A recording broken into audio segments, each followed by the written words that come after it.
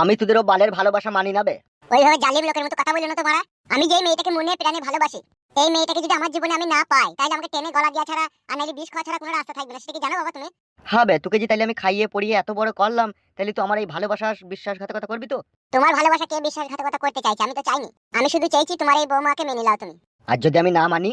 ওইটাই তো ঘাড় পাকামো কথা বাবা তোমার। ই কি রে?